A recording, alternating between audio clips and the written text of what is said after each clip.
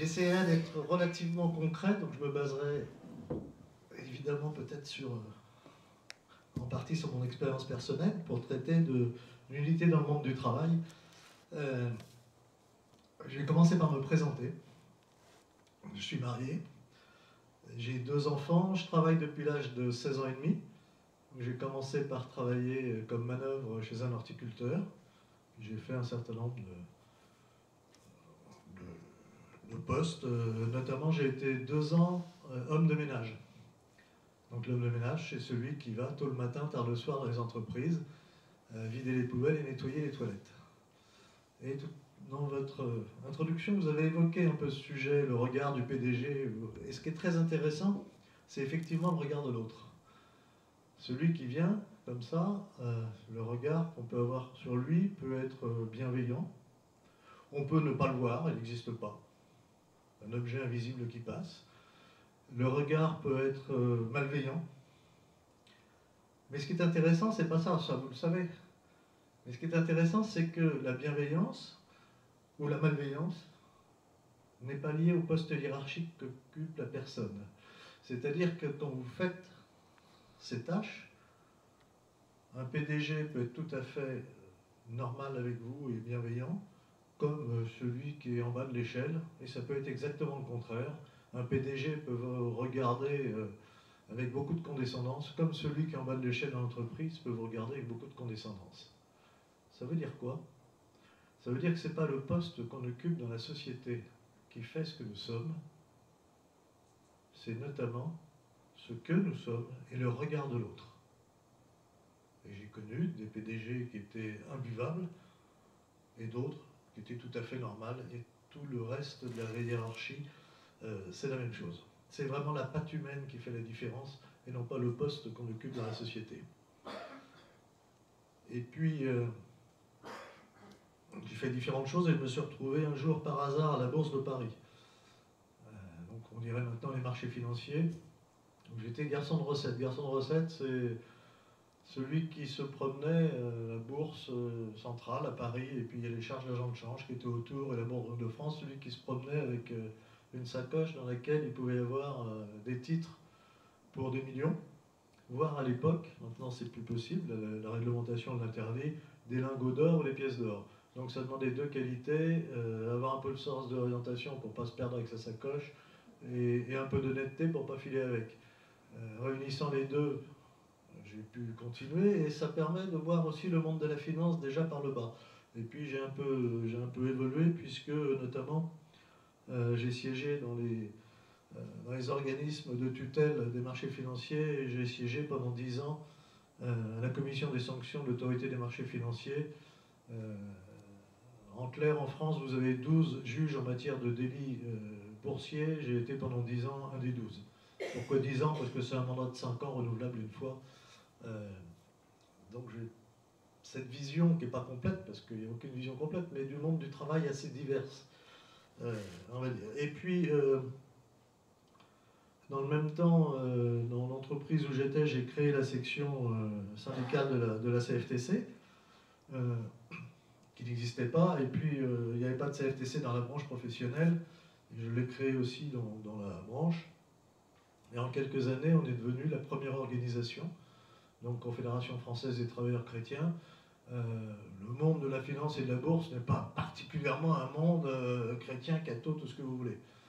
Et pourtant, en quelques années, on est devenu la première organisation en réalisant plus de 59% des voix face à toutes les autres organisations syndicales que vous connaissez. C'est donc possible. Actuellement, j'ai été vice-président de la CFTC pendant plus de 15 ans, et actuellement je suis président de quelque chose qui ne doit rien vous dire. Ça s'appelle ESA, European Centrum Arbeit. C'est le Centre européen des travailleurs dont le siège est en Allemagne, d'où le nom, mais ça réunit 70 organisations sociales chrétiennes dans 30 pays d'Europe. Donc ça commence à peser dans le système, et c'est quelque chose de passionnant. Je suis le 7e dans ma famille catho, 7 enfants. Alors je fais un peu de journalisme, mais vous voyez, un journaliste, il peut toujours présenter les choses différemment. Je peux vous dire, voilà, je suis le 7e dans ma famille, il y a 16 ans et demi, j'ai dû arrêter mes études, et là tout le monde se dit, oui, 7e dans la famille, ses pauvres parents n'ont pas les moyens de payer ses études. Non, ce n'est pas du tout le cas. Je me suis toujours ennuyé à l'école et j'avais dit que dès que je voulais quitter le système scolaire, je le quitterais. C'est ce que j'ai fait. Vous voyez, vous pouvez présenter les choses de façon, non, mes parents pouvaient payer mes études, il n'y avait pas de problème. Mais c'est les études qui ne m'intéressaient pas. Comment je suis venu au syndicalisme? D'abord, j'ai eu la chance de vivre dans un milieu catholique social, c'est-à-dire des parents de la bourgeoisie. Mon père était médecin, mon grand-père était médecin, mais très engagé. J'ai fait du scoutisme, très engagé au niveau social. Je vais juste vous raconter une anecdote pour vous dire la chance que j'ai eue dans mon éducation avec mes parents. Mon père était médecin et par choix social, il était médecin des prisons de Fresnes. Mon père est quelqu'un qui était né en 1902. Quand la Seconde Guerre mondiale est arrivée, il était médecin libéral, il avait son cabinet, mais en même temps médecin des prisons de Fresnes, médecin-chef des prisons de Fresnes. Il est passé pendant la guerre de la case médecin-chef des prisons de Fresnes à derrière les barreaux pour résistance, parce qu'il avait organisé un réseau pour faire évader des prisonniers. Il s'est fait prendre, condamné par le tribunal de Grosse-Paris, etc. À la Libération, il retrouve son poste de médecin des prisons de Fresnes, et là, il s'est élevé contre la façon dont on traitait les prisonniers issus de la collaboration, en disant, moi, médecin, moi, catholique, je refuse par exemple qu'un condamné à mort qui est à l'infirmerie, parce qu'il est gravement blessé, parce que, enfin, pour toutes les raisons qui font qu'il est à l'infirmerie de la prison, passe ses dernières heures enchaînées, alors qu'il ne va pas partir en courant, il est incapable de se lever. Pour cela, il a été radié. Il a mis l'administration en procès, il a gagné son procès, il a été réintégré, il a démissionné. C'est-à-dire que jusqu'au bout, face aux nazis, il n'a pas hésité, mais face à ce qu'il estimait une injustice humaine, on traite humainement les personnes, même les condamnés pour collaboration. Il a réussi, il a fait ce que lui dictait son devoir. Et donc, quand on est dans cette ambiance familiale, ça veut dire qu'on a beaucoup reçu, donc on nous demande de donner un peu, ce qui est un peu normal. Et comment je suis venu au syndicalisme? Quand je travaillais en nettoyage, j'étais monté à un moment donné comme chef d'équipe dans une entreprise qui s'appelle Le Gabax, ou qui s'appelait. Le Gabax, c'était une entreprise qui fabriquait à l'origine des machines-outils, puis qui s'était reconvertie pour fabriquer des ordinateurs. Et dans cette entreprise, il y avait un homme qui avait commencé à travailler à l'âge de 14 ans, et puis qui avait grimpé l'échelle dans l'entreprise, et qui était devenu le responsable des moyens généraux. Et dans une entreprise comme celle-là, industrielle, c'est un poste important. Et on faisait 2 fois par semaine, on faisait le tour de l'usine pour voir au niveau de la propreté, du nettoyage, ce qu'elle est, ce qu'elle n'est pas. Et cet homme, il était particulièrement intéressé, attaché à son travail et à son entreprise, notamment parce qu'il n'avait pas d'enfant, et donc on voit très bien qu'il s'était investi beaucoup dans son travail. Il m'avait fait même connaître l'amour qu'on peut avoir pour des machines. Il y avait encore un atelier avec des vieilles machines qui sentent mauvais, avec de l'huile chaude, ça pue, ça fait du bruit. Il a pu me montrer comment on pouvait aimer des vieilles machines qui puent, qui font du bruit. Et puis cet homme, je ne l'ai pas vu pendant, je ne sais plus, 3 semaines, 1 mois. Je pensais qu'il était en vacances et je ne le vois pas. Je demande de ses nouvelles, je dis, mais il est en vacances. Il me dit, non, tu ne sais pas. Ben non, je ne sais pas. Il est mort. Ah bon? Il a eu un accident? Non. Il a reçu sa lettre de licenciement et ça l'a tué. Le Gabax a été repris par l'entreprise Olivetti, racheté. Il y avait doublon. Effectivement, entre eux, il y avait un responsable des moyens généraux chez Olivetti et lui chez le Gabax. Cet homme, il n'était pas loin de la retraite. Si on l'avait reçu, si on lui avait dit « Merci pour toutes ces années, merci pour tout ce que vous avez fait, mais il y a doublon, il y a quelqu'un de plus jeune, vous n'êtes pas loin de la retraite, donc il serait parti en pré-retraite, il aurait compris, ça aurait été difficile, ça aurait été, mais il savait qu'à un moment donné, il allait devoir quitter l'entreprise. Mais à l'époque, la réglementation depuis a changé, à l'époque, la réglementation était parfaitement respectée. Elle était parfaitement inhumaine. Il a reçu chez lui une lettre recommandée AR en lui disant dans les formes légales, monsieur, à compter du temps, vous ne faites plus partie de l'entreprise, vous êtes licencié économique, vous avez le droit. Il n'y a eu aucun geste humain. Et je me suis dit, dans le système, il y a quand même quelque chose qui ne va pas. Parce que ça me l'a tué. Cette inhumanité l'a tué. Notre thème, c'est donc l'unité dans le monde du travail. L'unité, ça a été traité précédemment, je ne vais pas revenir dessus, c'est ce qui forme un tout cohérent. Mais on peut se poser déjà la question, qu'est-ce que le travail? Alors il y a une définition classique, celle qu'on apprend notamment dans les écoles de commerce. Le travail, l'activité qui permet la production de biens et de services, qui avec le capital est un facteur de production de l'économie. Eh bien non, c'est pas ça le travail. En tout cas, dans la vision sociale chrétienne, c'est absolument pas ça. Alors, il y a différentes théories sur le travail. Vous connaissez la théorie marxiste, selon laquelle le travail est une aliénation. Donc ça a été énormément développé au XIXe siècle, et je reviendrai sur le XIXe siècle, parce qu'effectivement, il y avait de l'aliénation. Marx, d'ailleurs, écrivait l'ouvrier, cet animal travailleur.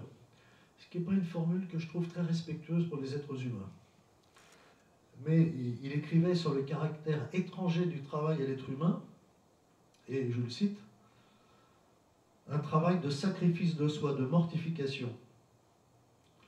Le travail, le caractère extérieur à l'ouvrier du travail apparaît dans le fait qu'il n'est pas son bien propre, mais celui d'un autre, qu'il ne lui appartient pas lui-même, mais appartient à un autre. Donc ça, c'est Marx, le manuscrit de 1844.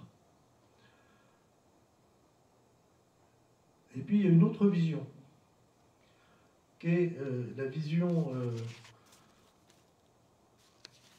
contraire, opposée, qui est la vision ultralibérale. Alors moi, je suis un libéral au sens de la liberté du commerce, la liberté d'entreprendre. Je suis un partisan de la liberté, mais toute liberté ne peut s'exercer que dans un cadre. Si la liberté n'est pas dans un cadre, ce n'est plus la liberté, ça s'appelle la loi du plus fort. Et notamment, on l'a connu au XIXe siècle. Et l'autre côté, c'est ceux qui nous disent le travail, ce n'est que quelque chose d'économique. Laissez-nous faire, l'économie se développera et tout le monde sera content. Avec une vision totalement matérielle de ce qu'est le travail. Alors, quand Marx a fait sa théorie, il l'a fait à un moment donné où ce courant ultralibéral avait gagné. Parce que dans notre pays, suite à la loi Le Chapelier de 1791, toutes les protections qui existaient, et il en existait, imparfaitement, mais il en existait, ont été non seulement supprimées, mais interdites. Vous ne pouviez plus vous réunir pour demander un meilleur salaire, ça s'appelait un délit de coalition, qui vous envoyait en prison. Cette théorie, c'est une théorie qu'on entend un petit peu aujourd'hui qui revient. Celui qui, le maître Le Chapelier, qui était un brave bourgeois, avocat de son État, avait lu Jean-Jacques Rousseau, la théorie du libre contrat. Alors Jean-Jacques Rousseau, c'est quelqu'un que j'aime beaucoup parce que c'est un esprit brillant, mais il écrivait par exemple, il a écrit tout un livre sur l'éducation, traité de l'éducation de Jean-Jacques Rousseau. C'est le même Jean-Jacques Rousseau qui, au fur et à mesure qu'il avait des enfants, les abandonnait à l'orphelinat. Et moi, je préfère les gens qui mettent un peu leurs écrits en cohérence avec leurs actes. Mais Jean-Jacques Rousseau a écrit sur la théorie du libre contrat. C'est quoi la théorie du libre contrat? C'est de dire, ben voilà, citoyens, la révolution est passée, vous êtes libres. Donc vous êtes libre de contracter ou non avec quelqu'un d'autre. Et donc vous êtes libre de contracter ou non avec un employeur, et un employeur est libre de passer ou non un contrat avec vous. Comme ça paraît tout à fait, bah oui, on est libre, libre contrat. C'est juste oublier une petite chose, c'est qu'entre celui qui peut donner du travail et celui ou celle qui a besoin de travailler pour vivre, ou faire vivre leur famille, celui qui peut donner du travail dans ces conditions-là peut tout imposer à l'autre. C'est très exactement ce qui est arrivé au XIXe siècle, avec du coup, en plus, la montée de l'industrialisation, l'exploitation éhontée des hommes, des femmes, des ouvriers, le travail des enfants, chose qui était interdite avant. Le avant n'était pas parfait, mais le avant avait déjà un certain nombre de protections. Il y avait des métiers, des corporations qui étaient organisées avec des règles, avec presque dans toutes les corporations un salaire minimum, une protection sociale, par exemple les couvreurs, s'ils tombaient du toit et qu'ils se blessaient, il y avait une caisse de solidarité. S'ils se tuaient, il y avait une caisse de solidarité pour les ayants droit. Tout ça, du jour au lendemain, a été supprimé. Libre contrat, on interdit, on supprime, et ça a été vraiment un très très grand malheur. Et donc quand vous entendez « laissez-nous faire sans règles », on l'a fait déjà. Et sur l'autre côté, qui s'est développé avec la loi Le Chapelier, en permettant de tout faire et de tout imposer, on revoit que ça revient un petit peu. Et regardez bien l'évolution dans les termes et dans les mots. Quand j'ai commencé à travailler, on nous parlait des DRH déjà, on nous disait directeur des relations humaines. Aujourd'hui, c'est directeur des ressources humaines. Eh bien, les relations, ça se construit, les ressources, ça s'exploite. Et le changement de terme n'est pas neutre. On passe des relations humaines aux ressources humaines. Comme si les hommes et les femmes étaient juste des ressources pour l'économie. Donc ce changement sémantique montre bien aussi un basculement des choses. Alors on peut se poser aussi la question, qu'est-ce qu'un travailleur? Alors c'est simple, pour moi un travailleur, c'est un salarié, c'est un commerçant, c'est une profession libérale, c'est un indépendant, c'est un chef d'entreprise. Toutes ces personnes travaillent. Ça va même un peu au-delà, et j'y reviendrai tout à l'heure. Et qu'est-ce que travailler, en tout cas dans la notion non plus économiste, mais sociale chrétienne? Travailler, c'est participer à l'œuvre commune. C'est participer au bien commun. D'ailleurs, par le travail, je me réalise. Saint Jean-Paul II disait que l'homme devient encore plus homme. Alors quand il dit l'homme, c'est l'homme et la femme, évidemment, l'homme avec un grand H, devient encore plus homme en travaillant. J'acquiers aussi mon indépendance financière, ce qui me permet d'avoir des projets, de bâtir une famille ou de faire autre chose. Je grandis en dignité par mon travail. Et pourquoi? En participant à cette œuvre, parce que je deviens co-créateur. Vous voyez l'importance du travail co-créateur, c'est-à-dire quasiment à l'égalité avec le créateur. C'est ça le sens du travail. Dignité, participation au bien commun, à l'œuvre commune, être co-créateur.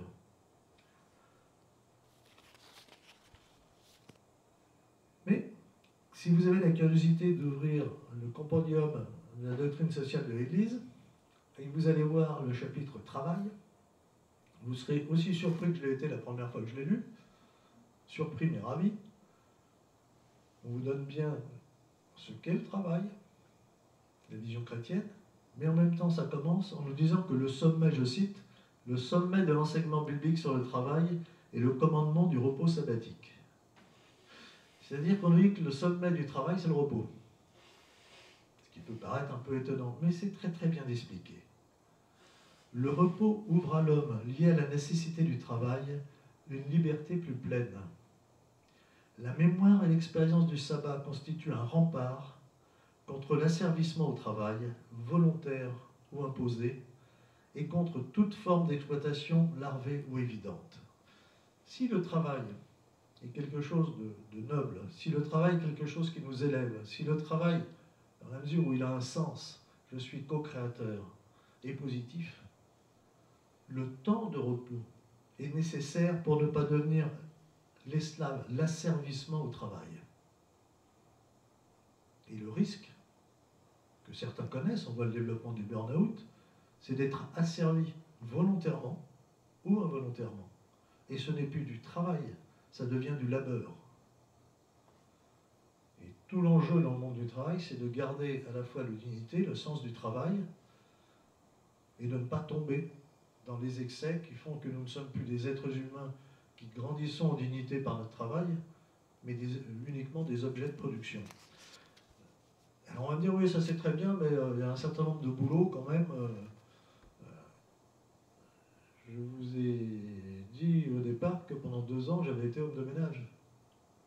Eh bien, mon travail, avait de la dignité et de la grandeur. Je savais que si je faisais bien mon travail, en nettoyant, ceux qui allaient venir travailler dans la journée après travailleraient dans de meilleures conditions que si je faisais mal ou si je ne faisais pas mon travail. Et donc les tâches les plus humbles soient-elles, sont des tâches qui peuvent être pleines de dignité et surtout avoir un sens. Le tout, c'est que l'on connaisse ce sens et que l'on soit reconnu dans sa tâche, dans son travail, dans le sens qu'on lui donne. C'est comme ça qu'on est co-créateur, parce qu'être co-créateur de bon environnement, eh ben, c'est pas mal. Et donc ce terme-là, le sommet de la valeur travail et le sabbat, donc pour nous le dimanche, le repos dominical, c'est essentiel pour l'équilibre de notre société. On l'a construit, en gros, depuis même avant le Moyen-Âge, et nous sommes en train de le détruire, de le détricoter. Et pourtant, un temps collectif où la production et la consommation sont entre parenthèses permet la vie familiale, la vie personnelle, la vie associative et la vie spirituelle. C'est donc l'affirmation que nous ne sommes pas que des outils au service de la production, au service de l'économie, mais des femmes et des hommes qui avons besoin de temps pour autre chose que produire et consommer. C'est pour ça que ce marqueur est essentiel. Affirmer que nous avons d'autres valeurs qu'uniquement les valeurs économiques et qu'on a besoin de les vivre et de les vivre en commun. Parce que certains ont une théorie qui est de dire oui, mais on peut avoir un jour de repos par semaine, mais pas tous le même. Il se trouve qu'à une époque, j'ai fait un peu de rugby. Je vous assure que c'est mieux d'avoir le même jour de congé pour les entraînements, pour mettre 15 gaillards à droite, 15 gaillards à gauche, des arbitres au milieu et de préférence des spectateurs autour. Ce qui veut dire aussi qu'on doit avoir une reconnaissance particulière pour tous ceux qui nous permettent, notamment le dimanche, d'avoir des activités, ceux qui assurent notre sécurité, ceux qui assurent notre santé, ceux qui assurent notre transport, ceux qui assurent ce qu'on peut assurer.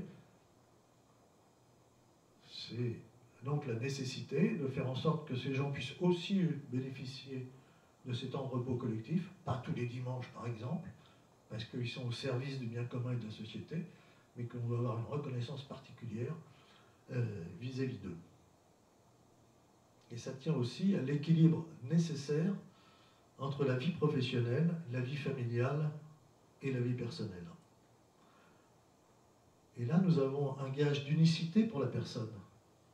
Il n'y a pas d'unicité dans la personne si on ne peut pas unir aussi les besoins matériels et d'autres besoins qui sont des besoins spirituels, des besoins de transcendance. Une réunion familiale, ce n'est pas qu'un rassemblement matériel. C'est aussi quelque chose de spirituel dans le sens de communication, dans le sens d'échange, dans le sens d'amitié. Et on a besoin de ces temps. Alors évidemment, dans ceux aussi que je n'ai pas cités, et personne ne veut les faire fermer, évidemment, mon boucher, mon boulanger qui sont ouverts le dimanche matin, mes marchés traditionnels, personne ne veut les faire fermer, et ça depuis le Moyen-Âge. C'était l'équilibre qu'on avait dans notre société. Aujourd'hui, c'était totalement déséquilibré, notamment par l'ouverture des grandes surfaces et des centres commerciaux le dimanche. Et si je veux être cohérent, je me dis que je suis consommateur. Et bien donc j'ai un rôle, j'ai même peut-être un devoir, c'est de ne pas aller dans les centres commerciaux, les grandes surfaces le dimanche. J'ai rien contre les grandes surfaces, hein, elles sont utiles aussi. Mais si je ne veux pas qu'il y ait des gens qui sacrifient leur dimanche dans les rayons des supermarchés, alors il ne faut pas que j'y aille. Alors, on pourra me dire tout ça c'est très bien, c'est très intellectuel, mais économiquement c'est beaucoup mieux. Eh bien non. Et c'est là où la démarche sociale chrétienne est à la fois cohérente et utile pour la société. Celui qui parle le mieux de ce sujet, de l'ouverture des grandes surfaces le dimanche, c'est celui qui connaît bien son sujet, il s'appelle Michel-Édouard Leclerc. Que dit-il ? Il dit, moi, je n'ai aucun intérêt à ouvrir mes centres Leclerc le dimanche. Zéro. Et il explique pourquoi. Ben oui, parce que je ne vends pas plus. Mais les ventes que je faisais sur 6 jours, je les fais sur 7. Une journée de charge supplémentaire. Aucun intérêt. Sauf si mon concurrent à côté ouvre, et moi pas. Dans ces cas-là, il me prend mes parts de marché. Alors je suis obligé d'ouvrir pour qu'il ne me prenne pas mes parts de marché. Vous voyez, quelque chose de simple, hein. Revenir à ce qui se faisait avant. Grande surface fermée le dimanche. Toutes. Michel Leclerc continuait d'ailleurs en disant, mais si je suis obligé d'ouvrir pour qu'on ne prenne pas ma clientèle, et que je ne vois pas plus, alors il n'y a pas de miracle. Il va falloir que je fasse autant de bénéfices. Comment je vais faire? Ben, je vais commencer par tuer la concurrence. Et la concurrence la plus facile à tuer, c'est le commerce de proximité. Moralité derrière, vous supprimez beaucoup plus d'emplois que vous n'en créez, sauf si vous pouvez me dire qu'au rayon chaussures de votre grande surface, il y a plus de monde qui travaille que chez le chausseur de centre-ville où il y a une ou deux ou trois personnes qui travaillent. Et puis quand j'ai tué cette concurrence qui est la plus facile à tuer, j'ai désertifié les centres-villes, j'ai fait fermer les petits commerçants dans les villages, dans les bourgs, etc. Donc il y a un problème d'organisation des territoires. Ben après, comment je fais? Ben, j'augmente mes prix. Et nous payons tous l'ouverture des grandes surfaces le dimanche, économiquement zéro. C'est même négatif. Et vous voyez qu'en respectant des temps dans la société qui sont des temps humains, on s'en sort mieux aussi économiquement. Et c'est ce qu'on a tendance à oublier, à nous faire des règles économiques qui oublient les nécessités humaines, et pourtant les nécessités humaines sont celles qui correspondent le mieux à une économie au service de la société et de tous. Et puis le dimanche, pour le travail, c'est aussi autre chose. Je vous dis un peu la définition sociale chrétienne du travail. Mais cette définition, elle colle entièrement aux bénévoles du dimanche. Tous ceux qui encadrent par exemple des mouvements scouts, qui sont bénévoles, mais ils travaillent. Ils sont au service du bien commun. Ils font quelque chose qui est véritablement au service de la cité. Ils travaillent. Et donc, le dimanche, les jours de fête, etc., eh bien, ça permet à un autre travail d'avoir lieu, le travail des bénévoles. Puis une grande partie de la population dont je n'ai pas parlé, qui travaille aussi, au sens chrétien, et non pas au sens de la définition économique que je vous donnais, mais au sens du travail.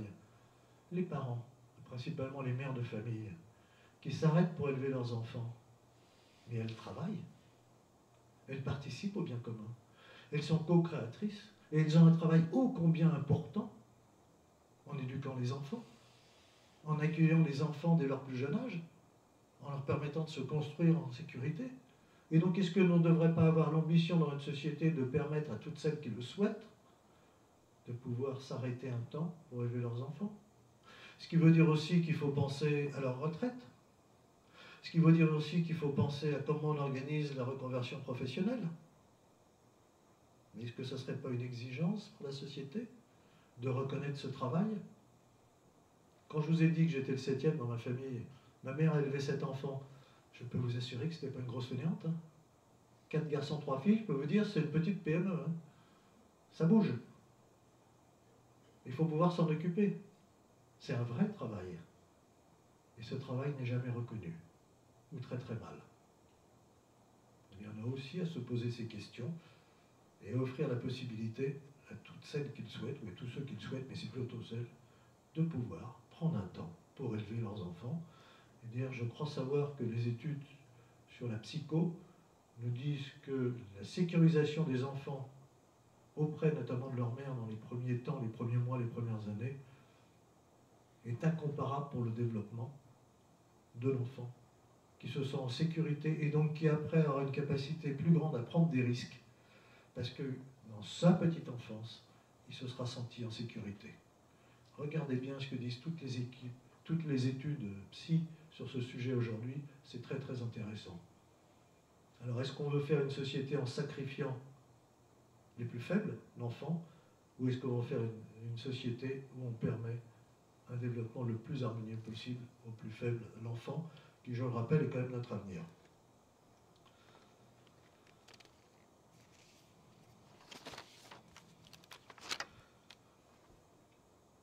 Alors, il y a une autre dimension du travail qu'on traite rarement, c'est que le travail engage aussi notre responsabilité. Travailler, c'est être responsable. Responsable vis-à-vis de la communauté humaine, c'est ce que la notion qui, malheureusement, qui devient de plus en plus étrangère en notre monde, celle du travail bien fait. Moi, je suis frappé de voir, je suis un Parisien, et de voir à Paris, vous avez deux opéras. Vous avez le vieil opéra Garnier, vous avez le nouvel opéra Bastille. Le vieil opéra Garnier, il tient toujours depuis le 19e siècle. L'opéra Bastille, 3 ans après sa construction, on mettait des filets parce que ça commençait à se casser la figure. Ça veut dire qu'à un moment donné, pour des raisons qu'on va nous dire économiques, mais ça revient à un final plus cher, parce qu'il faut réparer, il faut etc. On a empêché le travail bien fait. C'est-à-dire qu'on a voulu gagner beaucoup d'argent en peu de temps, au détriment du bien commun, au détriment de la durée, et au détriment aussi de ceux qui travaillent. Parce que quand on travaille, et qu'on sait qu'on nous demande de faire bien notre tâche, et qu'on nous donne les moyens de bien faire notre tâche, alors on a encore envie de la faire encore mieux. Pour ceux qui en douteraient, regardez bien ce qui s'est passé à Notre-Dame de Paris, les reportages qu'on a eus dernièrement sur tous ceux qui ont travaillé sur la réfection, la rénovation, la reconstruction de Notre-Dame. Totalement attachés à leur tâche, aussi difficile soit-elle. Alors on pense aux tailleurs de pierre, évidemment, mais ceux qui se sont occupés des échafaudages métalliques, eh bien on a vu la joie qu'ils avaient à avoir bien fait leur travail, avoir pu, quand les échafaudages qui faisaient plusieurs tonnes risquaient de tout faire tomber parce qu'ils avaient à moitié fondu, quand ils ont réussi à le défaire, leur joie, leur fierté d'avoir bien fait leur travail, parce qu'on leur a donné le temps et les moyens de bien faire. Et dans le monde du travail, un des problèmes, c'est que de moins en moins, on donne le temps et les moyens de bien faire sa tâche. Et on ne peut pas demander à des gens de bien faire les choses si on n'en donne pas les moyens.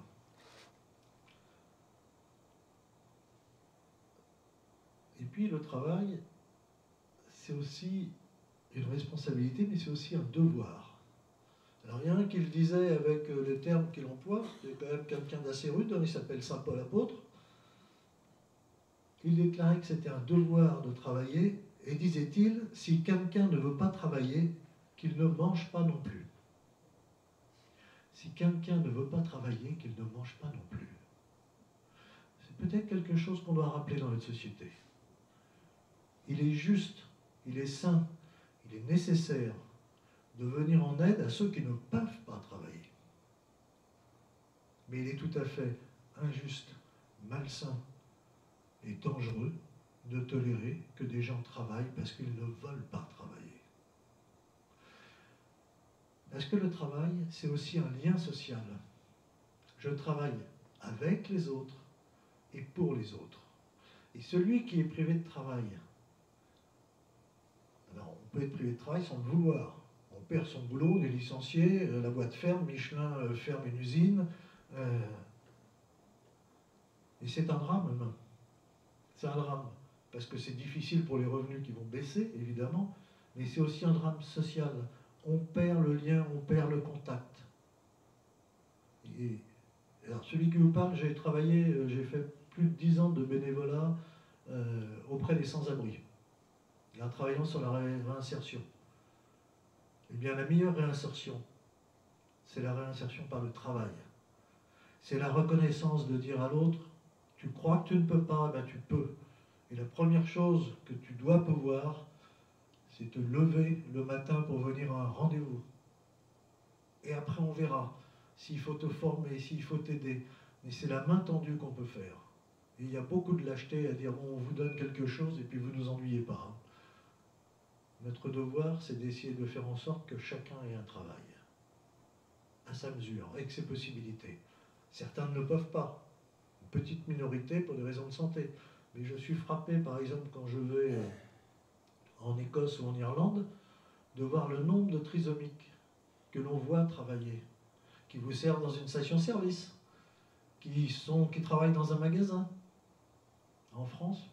Alors il y a quelques exemples atypiques maintenant qui se développent comme les cafés joyeux, mais ils n'existent pas. Ils n'ont pas le droit aussi au travail. Alors peut-être qu'ils vont travailler un peu moins vite que d'autres, et alors? Et d'ailleurs, quand vous allez dans les cafés joyeux, si vous avez l'occasion d'y aller, c'est effectivement très joyeux. Et moi, j'aime mieux prendre un café servi un peu plus lentement dans la joie et la bonne humeur que servi plus vite alors qu'on me fait la gueule. Mais à nous d'ouvrir et de faire en sorte d'ouvrir la place à tous, y compris à ceux qui sont un peu marginaux. Cela dit, quand le travail est dévoyé, il devient souffrance. Je vais parler du burn-out, ceux qui en ont trop, ceux qui n'ont pas le sens de leur travail. Ceux qui travaillent mais ne savent pas pourquoi. Ou alors pour de mauvaises raisons. Je vous ai dit que j'avais siégé à la commission des sanctions de l'autorité des marchés financiers. Il y a un dossier qui m'a frappé. C'était la privatisation d'une partie d'EDF. Ni pour ni contre, c'est pas mon sujet ce soir. Donc une partie d'EDF est mise sur le marché financier. Quand on privatise comme ça, les banques qui vont vous vendre les actions, c'est très intéressant pour eux, elles touchent à chaque fois, et, ça rapporte beaucoup d'argent aux intermédiaires, notamment aux banques. Très bien, c'est leur boulot. Qu'est-ce qui s'est passé? Il y a des gens, des guichetiers, des agences bancaires, alors je peux même vous les faire, à peu près toutes les grandes banques françaises ont fait la même chose. Obligeaient leurs agences à avoir un résultat sur la vente des actions. En leur faisant d'ailleurs des formations, ça c'est pas mal, mais des formations spéciales sur comment mettre quasiment de force aux gens des actions EDF. Moralité, j'ai un dossier en banlieue, enfin un dossier, on en a plusieurs, mais notamment ville de banlieue parisienne très pauvre, où on obligeait des gens, entre guillemets des gens à découvert à acheter des actions EDF. En leur disant quoi? Alors, votre banquier vous appelle, vous êtes à découvert tous les mois. Vous n'aimez pas que votre banquier vous appelle, j'espère qu'il va m'oublier. Et il vous dit, Monsieur Touvenel, j'ai une bonne affaire pour vous. Oui, monsieur le banquier. Vous allez acheter de l'EDF, vous allez voir, vous allez gagner de l'argent. Oui, mais j'ai pas d'argent. C'est pas grave. Dès que ça va être introduit en bourse, ça va monter. Donc vous allez gagner, vous avez un risque zéro. Dès que c'est en bourse, vous gagnez. Ben oui, monsieur le banquier, mais j'ai pas d'argent. Ça fait rien, on vous les place et vous allez nous les payer quand ça sera introduit en bourse. De toute façon, ça va monter. Le problème, c'est que dès que ça a été introduit en bourse, ça a baissé. Et ces braves gens se sont trouvés avec une dette supplémentaire. Le dossier, on l'a eu à l'AMF, c'était... voilà. Donc on a réussi à remettre les choses dans les clous. Mais j'ai vu dans des agences où des salariés avaient refusé, en disant, mais attendez, moi je ne vais pas donner de l'EDF à des gens d'abord qui ne connaissent rien à la bourse et surtout qui n'ont pas d'argent avec un risque. Réponse écrite de l'employeur. Alors si vous refusez et que vous ne le faites pas, vos dates de vacances, vous allez pouvoir les voir, votre promotion c'est terminé, prime de fin d'année, vous n'en aurez pas, mais, et c'est encore plus vicieux que ça, si vous ne le faites pas, c'est toute votre agence, donc les collègues qui en subiront les conséquences. Comment ne pas être en souffrance dans ces cas-là? Quand vous dites, moi je ne veux pas placer des titres à quelqu'un qui ne connaît rien à la bourse et qui n'a pas les moyens, si ça se passe mal, et qu'on vous répond, pour votre carrière c'est terminé, mais en plus, il n'y aura pas de prime pour tous les gens de votre agence à la fin de l'année à cause de vous. Et donc dans les modes de management, vous avez des modes particulièrement pervers. Et aujourd'hui, notamment dans les grandes entreprises, vous avez de joyeux cabinets conseils qui coûtent très cher, qui mettent en place ces modes qui sont à l'encontre totale de leur travail, à l'encontre totale du respect des hommes et des femmes. Vous en avez eu un exemple il y a quelques années chez Orange, où un grand cabinet international a mis en place un processus qui était il présente toujours les choses, ça paraît oh, c'est merveilleux. Non mais voilà, une personne, quel qu'il soit, un salarié, quand il est au travail, à un moment donné, il se démotive. Il faut le challenger, les gars. Les petits gars, on va vous changer. Alors, le meilleur challenge, c'est qu'il faut les mettre un peu dans la sécurité. Alors, pour les cadres, eh ben, tous les 3 ans, voire tous les 2 ans, on va les changer de lieu géographique de travail, on va les changer de mission, on va les... Mais les gens explosent à un moment donné. À la fois, il ne faut pas rester enfermé dans ses chaussons toute sa vie, ça d'accord, mais à la fois l'insécurité permanente, ça rend fou. D'où la vague de suicide chez Orange. Et donc attention à ces modes de gestion qui peuvent être totalement inhumains et qui vont absolument à l'encontre de la valeur travail. Il y a quelqu'un qui était assez fort d'ailleurs là-dessus, sur le mauvais traitement des salariés. C'est Saint Jacques l'apôtre. Que disait-il? Je vous le cite: le salaire dont vous avez frustré des ouvriers qui ont moissonné vos champs, le voici qui crie, et les clameurs des moissonneurs sont venues aux oreilles du Seigneur de l'univers. Le salaire dont vous avez frustré. Parce que dans le travail, il y a aussi la rémunération. Et la doctrine sociale chrétienne, elle a l'intelligence de l'expérience. Vous avez un étranger, un Italien, au Moyen-Âge, XIIIe siècle, saint Thomas d'Aquin, il a théorisé sur le juste salaire. Que disait-il? Nous sommes donc au Moyen-Âge. Chacun, de par son labeur, doit pouvoir vivre dignement, lui, sa famille, et épargner. Nous sommes au Moyen-Âge. Est-ce qu'aujourd'hui, au XXIe siècle, chacun, de par son labeur, peut vivre dignement avec sa famille et épargner? Je n'en suis pas sûr. Je suis même certain du contraire si je m'extrais un peu de la France et que je regarde ce qui se passe à l'étranger. En Afrique, en Asie, en Amérique du Sud, etc. Mais comme il était cohérent, saint Thomas d'Aquin, et que c'était une tête bien faite, une fois qu'il a théorisé sur le juste salaire, il a théorisé sur le juste prix. En disant, mais si on veut que chacun, par son travail, puisse avoir un juste salaire qui permet de vivre dignement, alors il faut que je paye le juste prix. Et il disait d'ailleurs que le prix, voilà, il pouvait fluctuer, l'offre et la demande, c'est pas forcément mauvais, mais il y a 2 bornes. La première borne, c'est pas parce que quelqu'un meurt de soif et que moi j'ai de l'eau que je peux lui vendre de l'eau à n'importe quel prix. C'est donc refuser l'exploitation. Et de l'autre côté,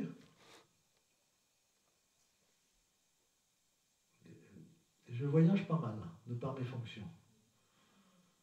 Je suis assez étonné de voir que si je prends un billet de SNCF, du RER, entre Paris et Roissy-Charles de Gaulle, j'arrive à avoir un billet aller-retour qui est quelquefois à peu près du même prix qu'un billet Paris-Marrakech en avion. Est-ce que dans ces cas-là, on paye le juste prix? Et donc nous avons un devoir, nous consommateurs, d'essayer de voir si quand on achète un produit, quand on paye un service, le long de la chaîne, les gens sont justement traités. Je ne demande pas aux petits Bulgares ou aux Chinois de toucher le salaire minimum français. Je demande qu'ils puissent vivre dignement de leur labeur. Et déjà se poser la question, ça permet de tirer sur une ficelle qu'on devrait tirer encore plus fort. Alors évidemment, les plus pauvres, on ne va pas leur reprocher d'aller au moins cher. Enfin, les plus pauvres vont rarement en avion à Marrakech. Tout le monde n'est pas les plus pauvres.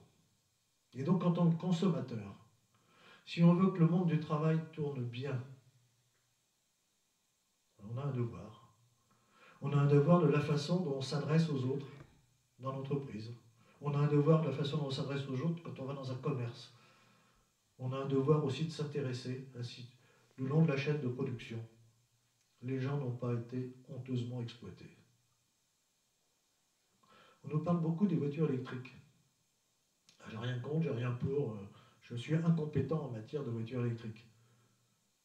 Par contre, ce que je sais, c'est peut-être pas à l'heure, j'espère qu'à cette heure-ci ils sont couchés et encore, mais tous les jours au Congo, vous avez 30 000 enfants qui travaillent dans les mines de lithium qui vont permettre de faire les batteries électriques des voitures.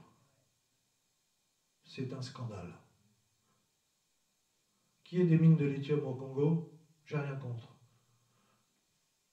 C'est des adultes qui devraient travailler dans ces mines et dans des conditions décentes. Oui, vous avez raison, là-dedans aussi. Tout le monde le sait. Personne n'est responsable. C'est un véritable scandale. 30 000 enfants au Congo. Perdre leur vie, au lieu d'être à l'école, au lieu de se construire, perdre leur vie dans les mines de lithium. Et on laisse faire.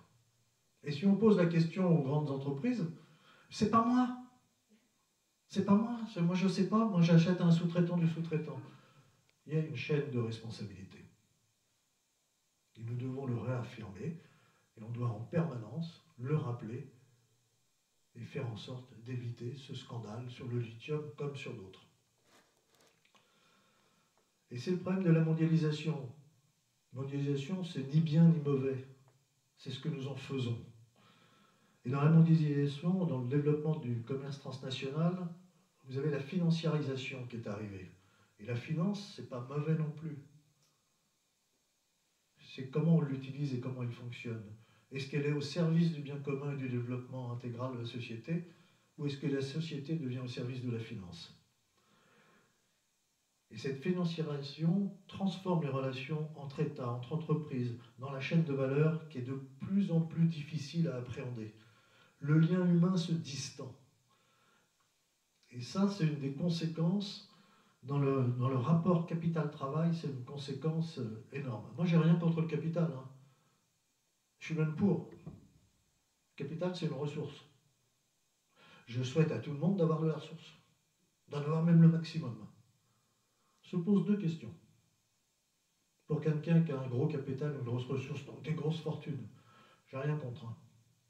Je souhaite, d'ailleurs, mon boulot de syndicaliste, ça serait faire en sorte que chacun ait une grosse fortune. Mais je pose juste deux questions. Quand vous avez une grande ressource, une grosse ressource, qu'en faites-vous? Est-ce que vous l'utilisez dans le cadre du bien commun, pour vous aussi, hein, c'est pas, voilà. Mais est-ce que vous l'utilisez de façon dans le cadre du bien commun, ou est-ce que vous l'utilisez de façon destructeur pour la société? Et ce n'est pas du tout la même chose d'utiliser sa fortune qui permet un développement et d'utiliser sa fortune de façon destructrice. Et l'autre question,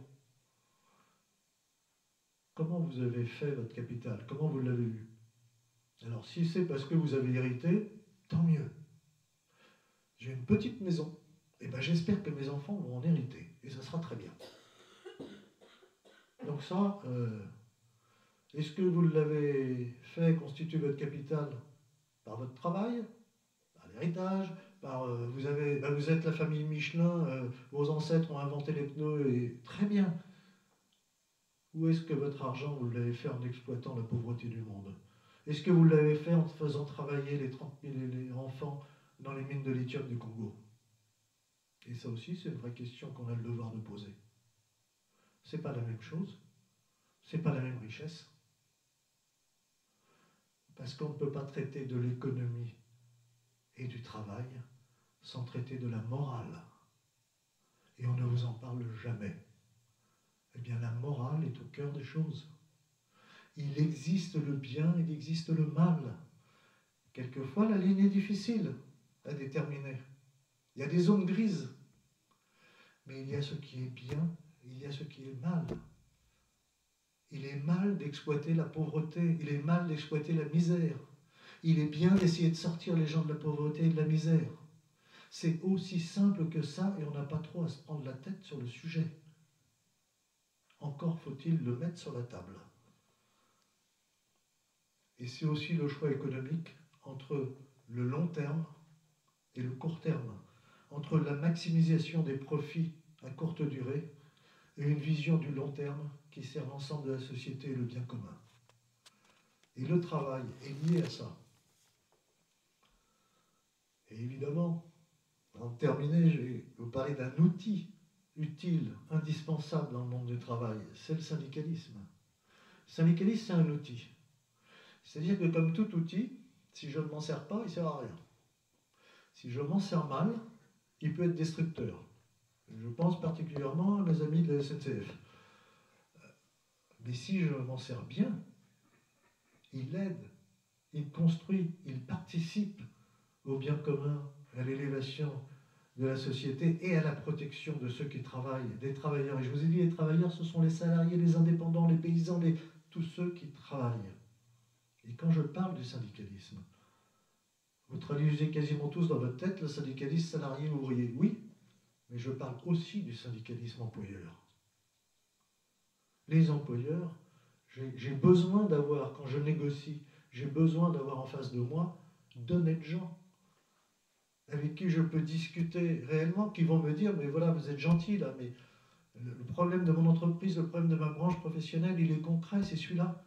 Et c'est comme ça qu'on avance. Et on est capable de le faire. Le drame, c'est que l'image renvoyée par le syndicalisme, aujourd'hui on vous parle uniquement quand il y a des grèves, des manifestations, des mouvements, etc. Alors qu'en fait, au quotidien, dans des milliers d'entreprises, il se passe beaucoup de bonnes choses. Beaucoup de problèmes sont pris en amont et sont réglés avant qu'ils n'explosent. J'en ai modestement l'expérience. Mais ce syndicalisme-là, on ne vous en parle jamais. Cela dit, il m'est arrivé de faire grève, rarement. Pour moi, la grève, c'est la notion sociale chrétienne de la grève, c'est la dernière extrémité quand tout a été essayé avant. Et on doit mesurer, avant de faire une grève, les conséquences pour l'entreprise, mais aussi pour le monde extérieur et pour les services publics, notamment pour les usagers. Et ça serait bien qu'on le rappelle un peu plus aux services publics, leur devoir vis-à-vis des usagers. Et ça s'est perdu aussi. Il y a un sens de solidarité qui s'est perdu et que je regrette infiniment. Et comme j'aime bien l'histoire, je vais vous citer un homme pour qui j'ai beaucoup d'admiration. Il s'appelle Albert Demain.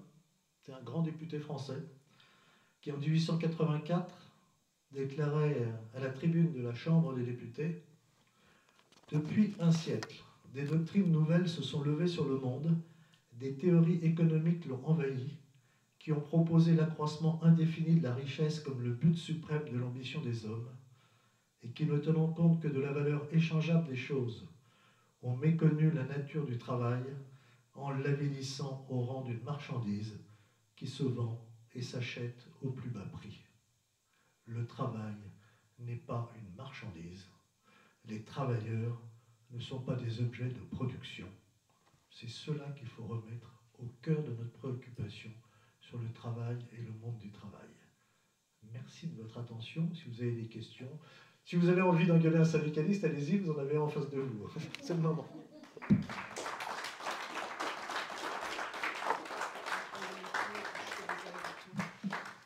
Merci, Monsieur Touvel. Des questions?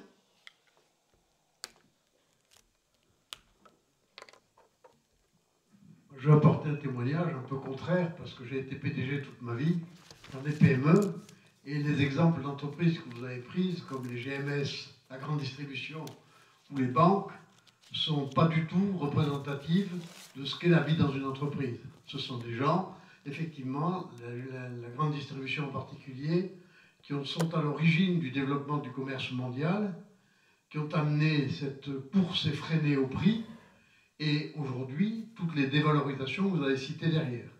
Moi, le témoignage que je peux apporter, c'est que dans une entreprise, on a un avantage, c'est qu'on réunit des hommes autour d'un projet. Et si un chef d'entreprise est capable de faire ça, effectivement, ça règle énormément de sujets et ça permet un développement de l'entreprise, certes, mais également de chaque homme. Et toute ma vie, j'ai travaillé pendant 45 ans, j'ai constaté que le travail peut élever l'homme, et il faut savoir le dire aussi. Et en France, on a une vision trop négative du travail. Et j'ai aussi dialogué, j'ai été syndiqué, j'ai été au MEDEF, j'ai dialogué avec des syndicats, j'ai eu toute la panoplie des syndicats dans mes entreprises successives, et le dialogue est possible, la concertation aussi, mais l'important c'est d'avoir un projet commun. Et si on l'a, on peut faire de très belles choses qui élèvent l'homme.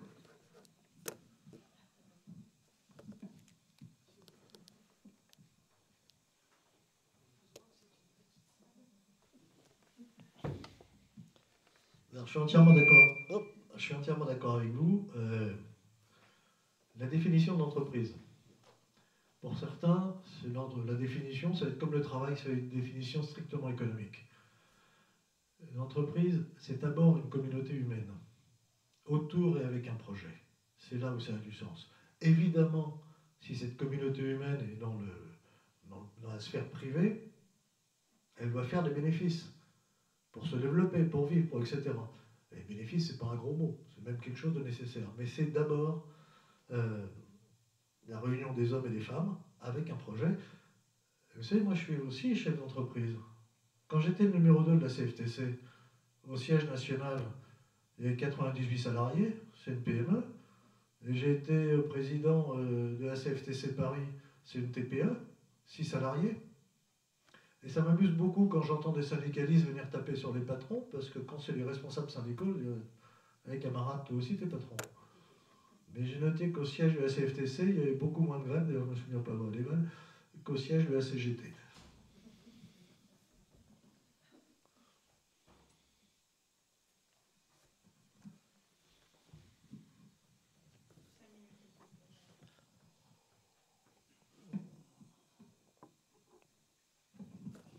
Alors moi aussi, je vais faire un témoignage parce que j'ai commencé à l'âge de 16 ans, j'ai fait mon tour de France chez les compagnons. Je n'ai pas été patron, je ne touchais pas 3000 € et une Golf GTI à la fin de l'année. Mais j'ai fait pendant 25 ans le rôle de chef de chantier. Alors j'ai eu plusieurs communautés et compagnies, mais j'en voulais particulièrement aux prometteurs, comme Green City ou Patrimoine et plein d'autres. J'en voulais aussi à la CRAM et à l'inspection du travail, parce que j'avais l'impression quand ils arrivaient une fois tous les 36 du mois pour nous juger parce qu'il manquait des garde-corps à droite à gauche et compagnie, chaque fois sur mes chantiers, je priais le Seigneur qu'il n'y en avait aucun qui se cassait la figure parce que je n'avais pas envie de me retrouver en correctionnel, parce qu'il y avait un mort ou quoi que ce soit. Donc lui-même, personnellement, a été très important pour moi parce qu'à cause de mon éducation, parce que je n'ai pas été élevé, je n'ai pas été un cateau d'élevage, mais j'ai été élevé avec des principes, dignité, principes, je veux dire, et respect de l'autre. Pendant 44 ans, j'ai aimé ce métier-là. À la fin, c'est vrai que j'étais un peu légèrement épuisé, quoi. Ben là, j'en profite parce que je suis à la retraite. Mais j'en voulais personnellement à ces organismes qui n'ont, à mon sens, fermé les yeux. Et les syndicalistes, c'est exactement le même sujet. Alors, j'ai rien contre vous, hein. Vous avez fait votre travail, bien sûr. Au grand désespoir de ma mère, j'aurais dû rentrer à la SNCF, mais je ne suis pas rentré à la SNCF. Bon, voilà, donc je fais un métier manuel. Mais aussi, j'ai pu constater où il y a beaucoup de cultures, que ce soit l'Afrique, que ce soit les pays de l'Est, comme les Moldaves, la Roumanie, puis j'ai eu des Pakistanais, j'ai même eu des Iraniens. J'ai beaucoup travaillé avec Google Traduc, pour vous dire que pour me faire parler, je n'ai pas souvent travaillé avec le Becherel ni avec le Bled, mais souvent ma femme qui est africaine me disait que je parlais un peu le petit nègre, donc voilà. Mais quoi qu'il en soit, ça a été très très très très compliqué de faire travailler ces gens-là dans des bonnes conditions.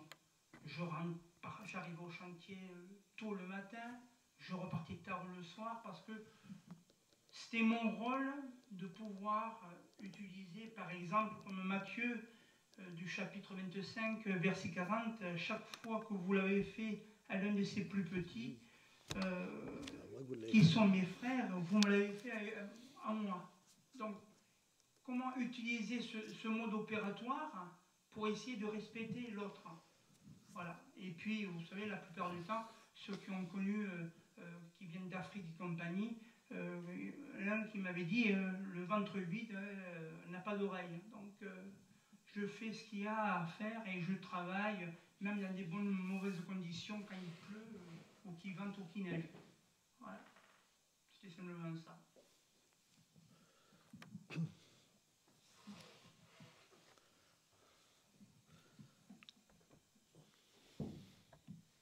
Alors vous avez notamment évoqué deux choses, le chef de chantier, et donc le rôle du chef, même quand c'est un chef intermédiaire, et puis les différentes nationalités, etc., et les organismes. Alors sur les organismes, la plupart de ces organismes sont infiniment utiles, tout dépend comment c'est fait. Moi j'ai vu l'inspection du travail par exemple, j'ai vu l'inspection du travail avec des gens cohérents, connaissant le monde du travail, ils faisaient correctement leur métier, et j'ai vu des fous furieux. Notamment dans l'entreprise, ils ne trouvaient rien à redire, mais comme c'était dans un vieil immeuble qui datait du XVIIIe siècle, comme il ne trouvait rien à redire, à un moment donné, il a pris son double décimètre pour voir si la largeur des portes était réglementaire. Il n'avait que ça à faire dans des bureaux, voilà. Donc on peut avoir ça, on peut avoir des gens, tout dépend comment c'est fait, mais en France, nous avons beaucoup trop de textes, de lois, de machins, de trucs, etc. Alors on nous parle souvent de l'abominable code du travail. Je vous rassure, l'abominable code du travail n'est pas plus abominable que le code de la construction, que le code du commerce, enfin tous les codes.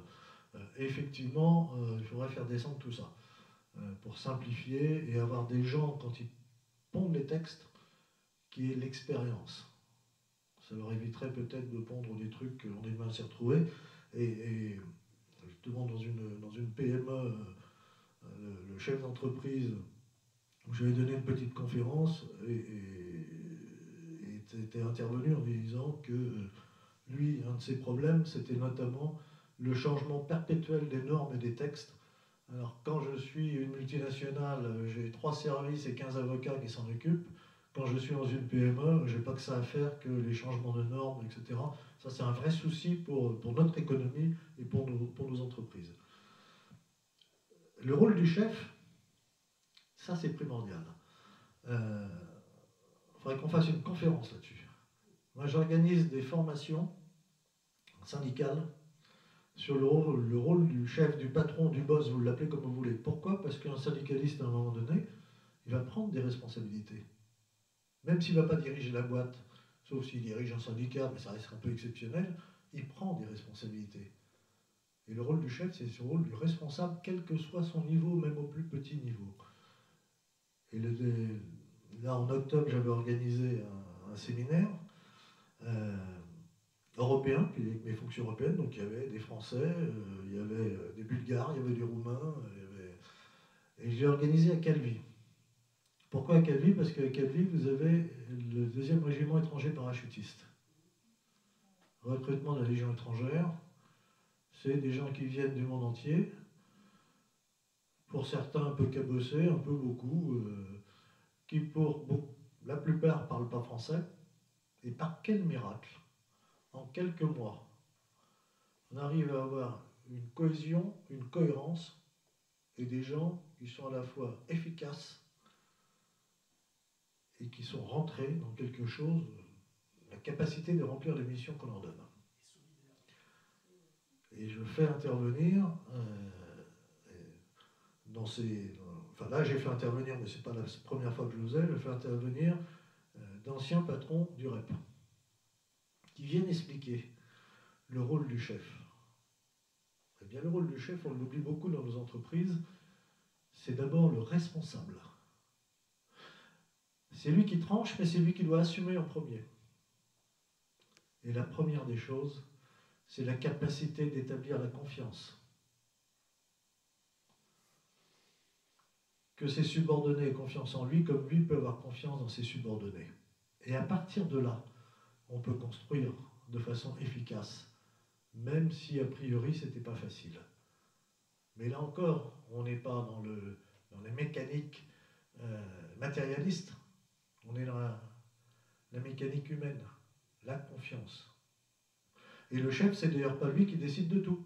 Et là, se trouve que si je connais bien la Légion étrangère, je ne suis pas un ancien légionnaire, mais nous sommes à Toulouse et vous avez la 11e division parachutiste dans laquelle j'ai servi quelques temps. Donc c'est des sujets que je connais un peu. Eh bien, quand on est en mission, quand on est un commando et qu'on est en mission, vous avez le chef le plus gradé. Mais à un moment donné dans la mission, s'il s'agit par exemple de l'opérateur radio, le chef va abandonner la responsabilité aux professionnels qui... Si c'est les explosifs, c'est celui qui connaît le mieux les explosifs. C'est aussi la capacité de ne pas tout faire, de ne pas tout, mais de laisser les uns et les autres dans leur zone de responsabilité. Et ça, c'est un rôle essentiel, notamment dans les hiérarchies intermédiaires.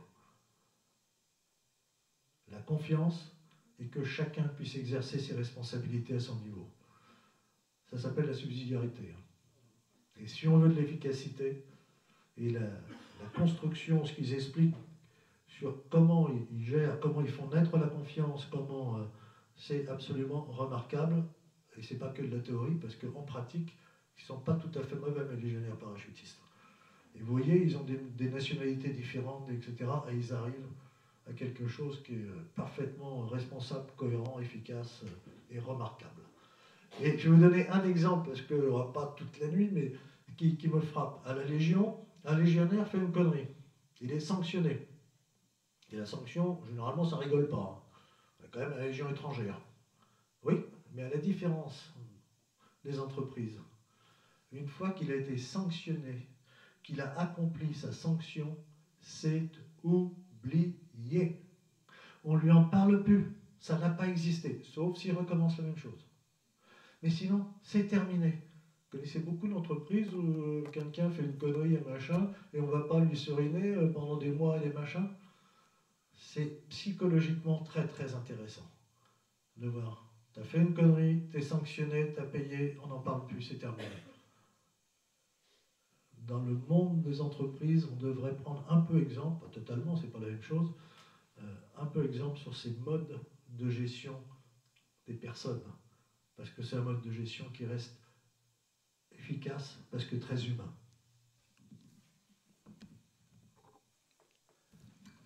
Alors pourquoi très humain? C'est pas compliqué, hein. À un moment donné, on risque sa vie. Et je ne vais pas confier ma vie à des gens dans qui je n'ai pas confiance, et les gens que je vais amener au combat, ils ne peuvent pas confier leur vie dans quelqu'un dans lequel ils n'ont pas confiance. C'est aussi simple que ça, ce qu'ils ont dans la tête. C'est pour ça que la confiance est quand même un élément primordial. Mais dans les entreprises, c'est un peu notre vie aussi. Hein. Et on devrait avoir aussi la responsabilité du chef d'entreprise, c'est aussi celle-là, c'est ce que vous disiez, une responsabilité humaine, qu'une vraie responsabilité. C'est pas ce qu'on apprend dans les écoles de commerce.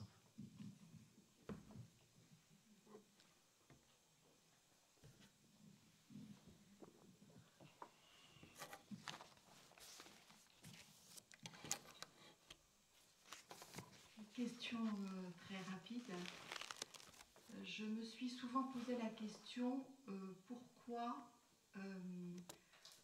je fais une correspondance entre le syndicalisme allemand et français, et je me dis que les Allemands ont quelque chose d'intéressant par rapport à leurs problèmes. Avant de faire grève, on en discute. Et si on ne trouve pas de solution, on fait grève. En France, on fait d'abord grève. Alors, je ne sais pas si vous pouvez répondre à ça. Si. Je peux répondre facilement. Voilà.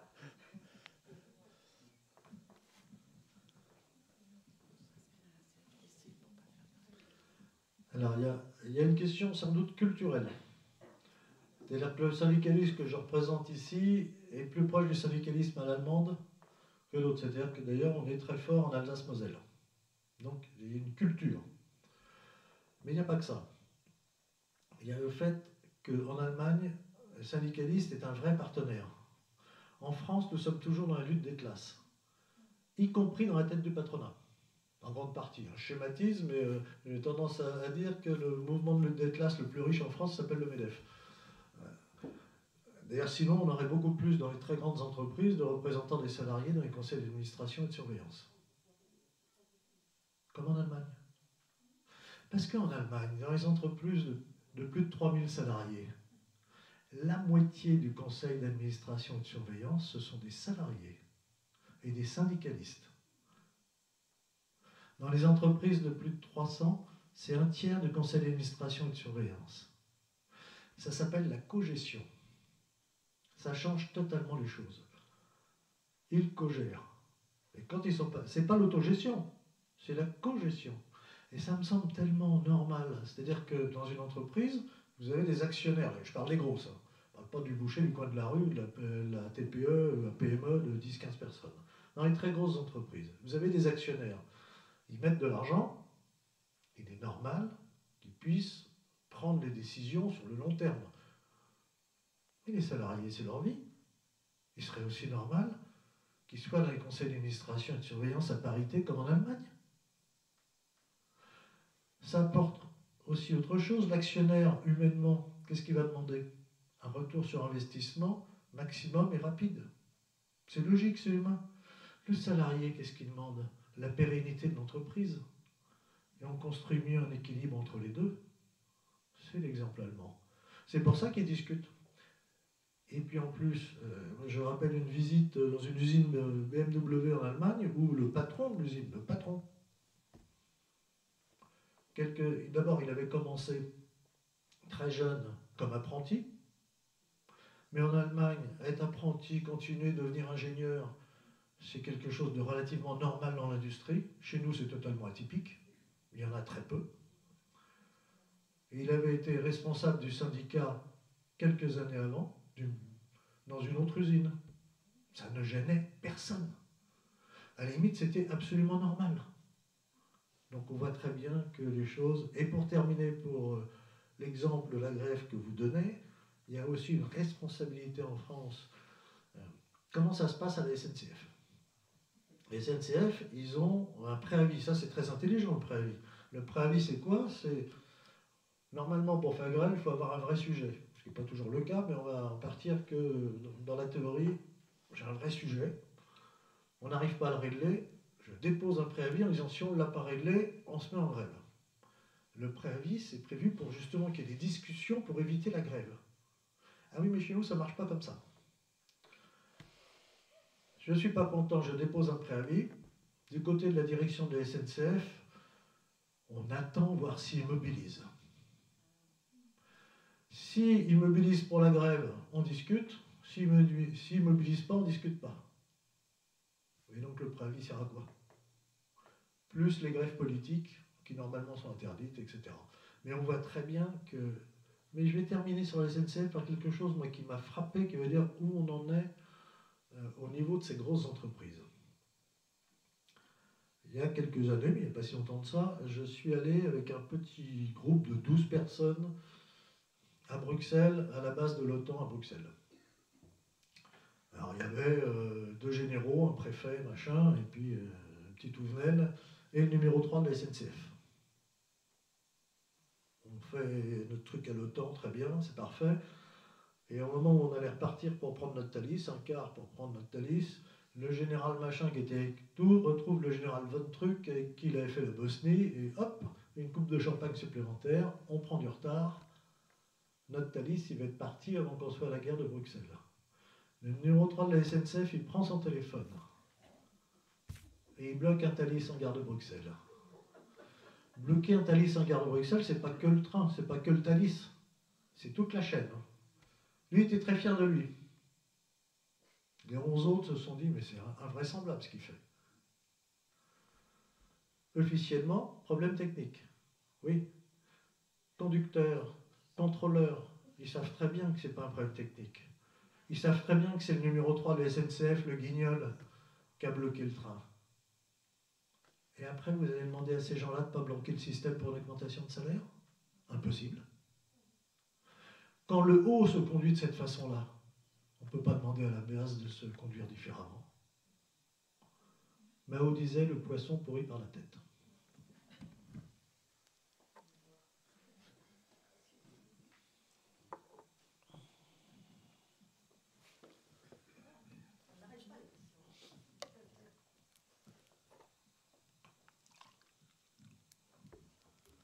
Vous avez dit tout à l'heure quand vous avez commencé, que la CFTC avait beaucoup d'adhérents.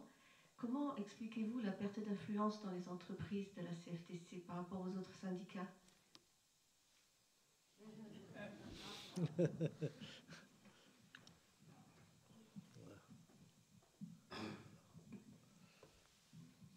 Alors, je ne crois pas avoir parlé du nombre d'adhérents de la CFTC, mais en gros, c'est 10%. Hein. On est plus fort d'ailleurs, si je prends une carte de France, plus on descend vers le sud, moins bon on est, avec une exception pour la Vendée, et maintenant, depuis quelques années, une exception pour Paris, ce qui est pas mal, parce que vu le nombre de personnes à Paris. Non, la CFTC, alors on a des résultats aujourd'hui pour toutes les organisations syndicales tous les 4 ans. Les comptes sont faits, ça va être le cas on les aura en 2025. On prend toutes les élections qu'il y a eu dans les entreprises pendant 4 ans, et on regarde les résultats, et ça permet de voir les syndicats qui montent, qui descendent, et le taux d'audience. Dans la CFTC, modestement, très modestement, sur toutes les dernières mesures d'audience, grimpe. Les autres perdent. Beaucoup plus que nous on grimpe, ils perdent. On reste en gros autour de 10% quand même, hein, parce que si je passe de 9,8 à 9,9 à 10, mais bon. Après, selon les secteurs, selon les entreprises, c'est totalement différent. Après, quelle que soit l'organisation, ce qui fait souvent la différence, c'est l'humain, c'est la patte humaine. Chez nous, il y a des gens très bien, et il y en a des beaucoup moins bien. Chez les autres aussi. Et donc, ce qui fait un développement, si vous avez une bonne équipe, on parlait tout à l'heure dans la voiture sur l'agriculture, ben, il se trouve que dans l'agriculture, où on était à 5% il y a maintenant 12 ans, on a eu une bonne équipe qui s'est mise en place, et maintenant on est le premier syndicat de salariés dans le monde agricole. C'est les élections, hein, je vous donne les résultats des élections. Et il y a d'autres endroits où on a des mauvais, voire des crapules. À la RATP, par exemple, on avait des mauvais et des crapules, on a disparu. Bon, moi, ça ne me tire pas des larmes de voir les crapules qui disparaissent. Ce qui me tire des larmes, c'est des gens qui ont utilisé l'outil syndical pour faire leur petite vie et vivre tranquillement. Et quand la direction les sifflait, ils arrivaient, ils signaient, c'est déterminé. Donc ça, c'est un des problèmes du syndicalisme aussi. Hein. Voilà. Mais on est, voilà. Donc ça, c'est plutôt réjouissant. Et certains nous disent, le dernier essai, oui, mais ça écarte. Pas du tout, si on sait l'expliquer. Au contraire, ça ouvre. À l'international, j'ai été invité au congrès de l'UGTM, l'Union Générale des Travailleurs Marocains au Maroc. C'est la première ou la deuxième organisation marocaine, syndicale. Donc je suis allé à leur congrès, et nous étions que 2 occidentaux, on va dire. Et ils m'ont demandé, ils m'ont donné la parole à leur congrès, je suis le seul occidental à avoir eu la parole. Je vais vous expliquer ce qui s'est passé. Merci l'Esprit Saint d'ailleurs. Mais ils m'ont demandé de former leur cadre sur les problèmes de la grève pour faire évoluer la réglementation marocaine. Donc ça veut dire que le roi du Maroc et son entourage veut faire évoluer la réglementation pour avoir une classe moyenne qui se développe, avoir des situations sociales qui se développent pour bloquer les islamistes. Mais quand j'aurais dit, oui, ça m'intéresse, mais pourquoi vous me demandez? Parce qu'on te connaît à l'international, tu es un garçon sympa, j'en doute pas, je suis très sympathique, mais ça me paraissait un peu insuffisant. Et on dit, oui, mais d'accord, mais oui, mais t'es français, Maroc, beaucoup de Marocains parlent français, il y a beaucoup de Marocains en France. Je dis, oui, d'accord, vous êtes gentil, mais il y a d'autres organisations en France qui sont plus importantes que la CFTC, plus grosses, qui ont plus de moyens. Je dis, oui, mais on ne veut pas d'organisations révolutionnaires qui viennent nous mettre le bazar. Je dis, oui, d'accord, ça j'ai compris, mais je peux vous en donner 2 autres en France, la CFDT et l'UNSA, qui ne sont pas forcément révolutionnaires, qui ont plus de moyens et qui n'ont pas le C de chrétien. Et là, la réponse est, oui, mais justement, toi, dans ton logiciel, chez nous, la religion est très importante, dans ton logiciel, tu l'acceptes. Vous voyez comment ça fait l'ouverture? Et donc j'ai été formé, alors je ne sais pas ce que ça donnait, est-ce qu'il y a plus ou moins de grève au Maroc, j'en sais rien, mais... et pour le congrès, quand ils m'ont donné la parole, ils ne m'avaient pas prévenu, ils m'ont présenté comme vice-président de la CFTC. Bon, la salle, alors la salle, un congrès au Maroc syndical, c'est 2500 personnes quand même, hein, c'est des gros machins.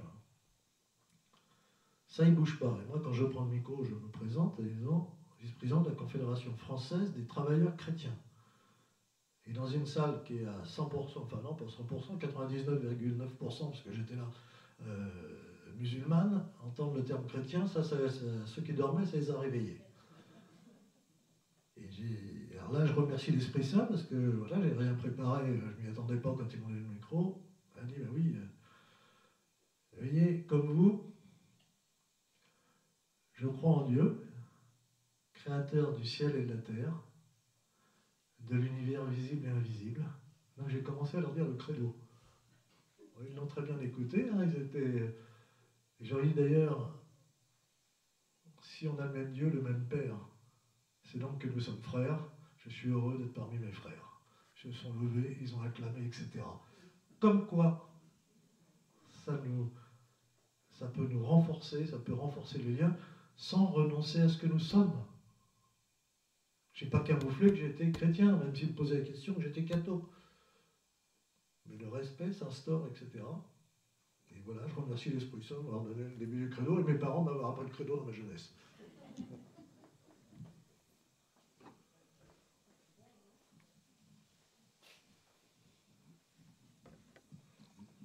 Merci encore pour votre intervention. On va se retrouver dans